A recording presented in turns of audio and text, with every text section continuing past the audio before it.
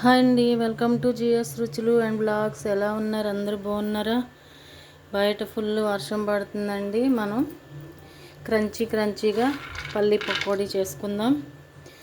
చిన్న గ్లాస్ పల్లీలు తీసుకున్నాను, కొద్దిగా ఉప్పు,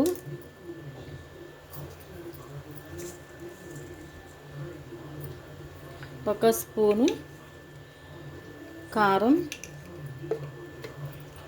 అలాగే కొంచెం పసుపు, కలర్ కోసం కొద్దిగా పసుపు వేసుకుందాం.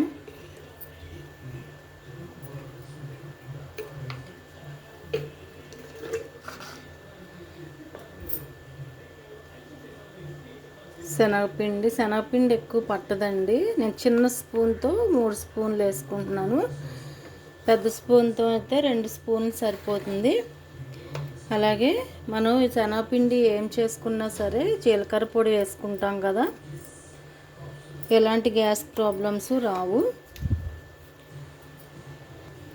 వాటర్ కొంచెం పడుతుందండి, ఊరికే కొంచెం వేసుకోవాలి.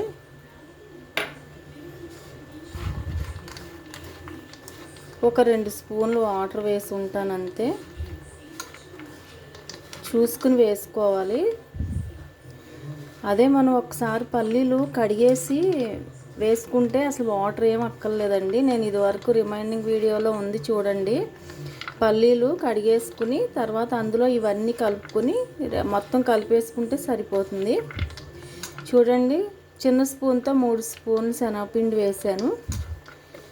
మన టేబుల్ స్పూన్ అయితే 2 స్పూన్లు పడుతుంది. కరెక్ట్గా సరిపోయింది. ఇలాగే ఉండాలండి, తడి పొడి అంటున్నట్టుగా ఉండాలన్నమాట. శనగపిండి సరిపోతుంది అంతే. ఉప్పు, కారం, పసుపు, కొంచెం జీలకర్ర పొడి వేసుకున్నాం అంతే, ఇంకేం లేదు. ఇలా పొడి పొడిగా ఉండాలండి. మనకు కలిపినప్పుడు, పిండి కలుపుకున్నప్పుడు పల్లీలు ఇలా పొడి పొడిగా ఉండాలి. ఆయిల్ వేడెక్కింది, ఇప్పుడు వేసేసుకుందాం.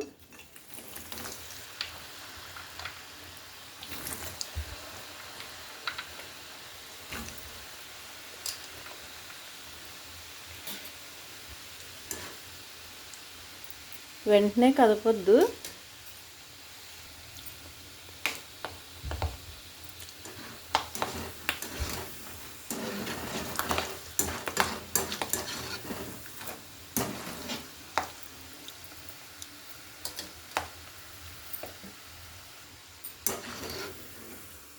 వేగిపోయినాయండి.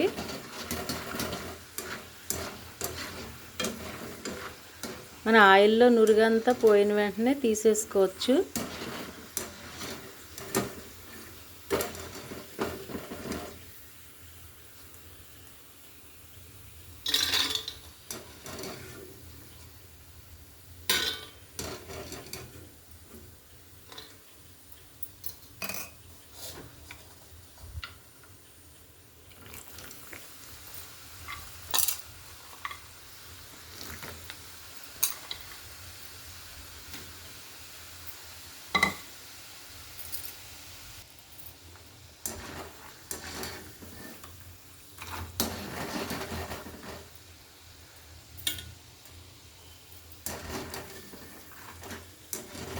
వేగిపోయినాయండి, తీసేద్దాం.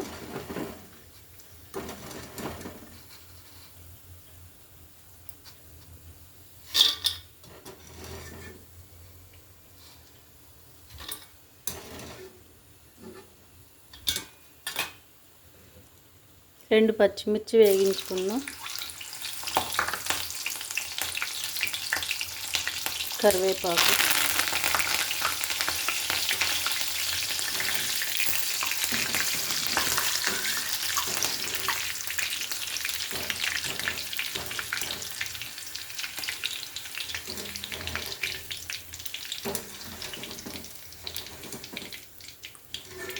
స్టవ్ కట్టేస్తున్నాను.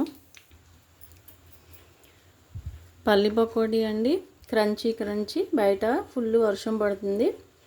ఆ వర్షం టైంలో మనం ఈ క్రంచీగా తింటూ ఉంటే భలే ఉంటుంది కదా. ట్రై చేయండి ఒకసారి. అందరూ ట్రై చేసి ఎలా ఉందో నాకు కామెంట్ పెట్టండి. వీడియో నచ్చితే లైక్ చేయండి, షేర్ చేయండి, సబ్స్క్రైబ్ చేసి నన్ను సపోర్ట్ చేయండి. అలాగే హైప్ బటన్ కూడా క్లిక్ చేయండి, దానివల్ల నాకు చాలా యూజ్ అవుతుందండి. Thank you so much.